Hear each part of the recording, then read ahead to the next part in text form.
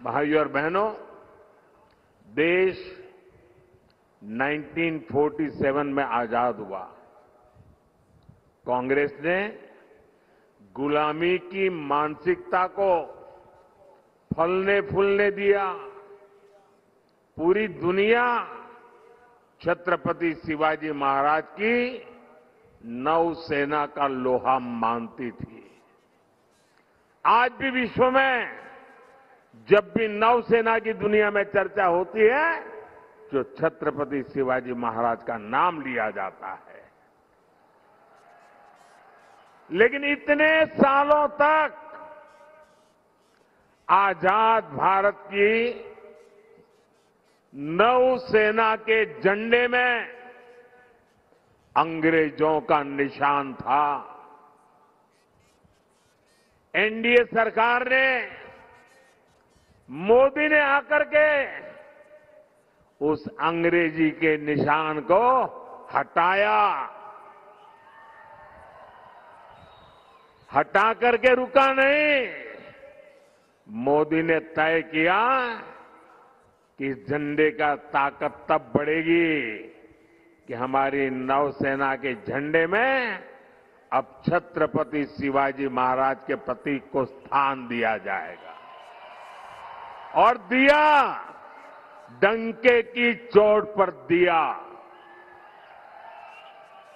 हमारी सरकार ने मराठा सेनाओं द्वारा बनाए गए ऐतिहासिक किलों को भी यूनेस्को की वर्ल्ड हेरिटेज साइट में शामिल करने के लिए नामांकन किया है।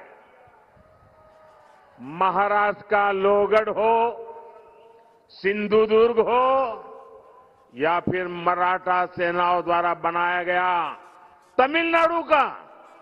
तमिलनाडु का जिंजी फोर्ट हो, इन सभी को वर्ल्ड हेरिटेज साइट की लिस्ट में लाने का हम प्रयास कर रहे हैं।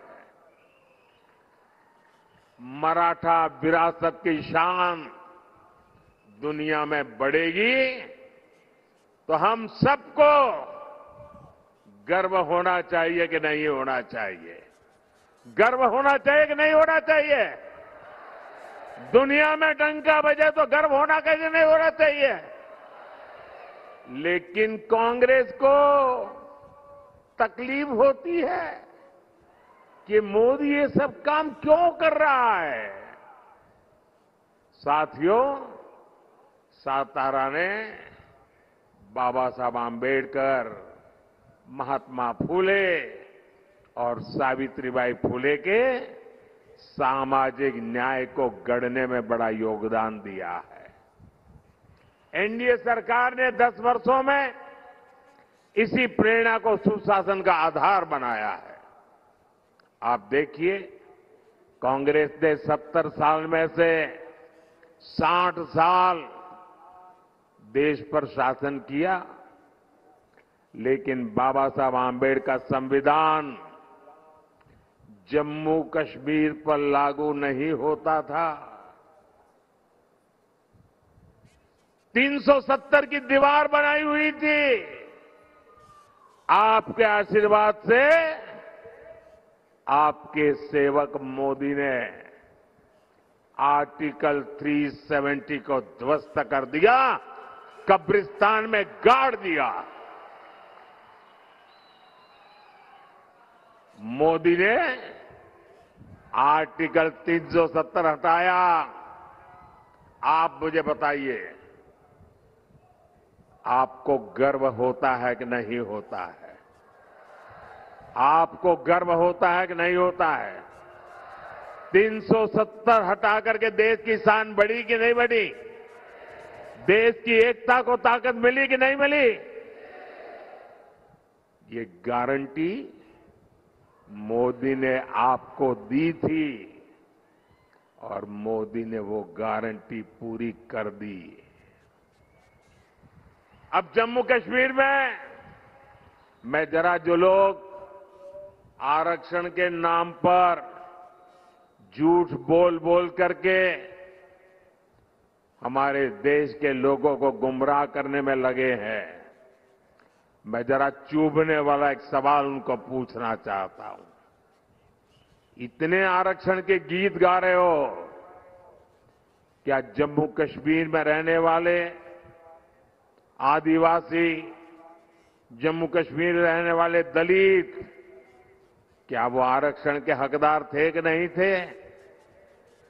जब देश के दलितों को आरक्षण मिल सकता है, देश के आदिवासियों को आरक्षण मिल सकता है, तो जम्मू कश्मीर में मेरे दलित भाई बहनों को, मेरे आदिवासी भाई बहनों को आरक्षण से वंचित क्यों रखा गया? संविधान वहां पर लागू क्यों नहीं किया? क्योंकि वोट बैंक की राजनीति आप पर हावी रही है। भाइयों बहनों, 370 हटाकर बाबा साहब आंबेडकर के संविधान को जम्मू कश्मीर में भी लागू कर दिया। वहां मेरे दलित भाई बहनों को आरक्षण का अधिकार मिला, आदिवासी भाई बहनों को आरक्षण का अधिकार मिला, ओबीसी भाई बहनों को आरक्षण का अधिकार मिला। वो हक मिल रहा है जो हिंदुस्तान के हर महिलाओं को मिल रहा है, वो आज जम्मू कश्मीर में आजादी के इतने सालों के बाद मिल रहा है। भाइयों और बहनों, हमारी सरकार में ही मेरे देशवासियों को मुफ्त राशन, मुफ्त इलाज, पक्का घर, बिजली, पानी, अनगिनत सुविधाएं आखिरी व्यक्ति तक पहुंचाने के लिए मोदी ने अपना पल पल खपाया है। और ये लाभ पाने वालों में ज्यादातर कौन लोग हैं? कौन लोग थे जो इन चीजों से वंचित थे?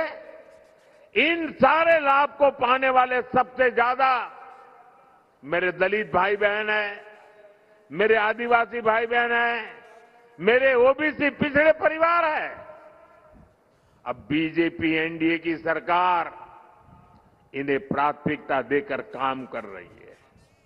साथियों, हमारी सरकार ने ही आरक्षण, जो पॉलिटिकल आरक्षण की व्यवस्था है, पहले जब अटल जी की सरकार थी तब उसका कार्यकाल बढ़ा दिया था, और जब मोदी को आपने अवसर दिया, मोदी ने फिर उस कार्यकाल को बढ़ा दिया। ये हमारा कमिटमेंट है।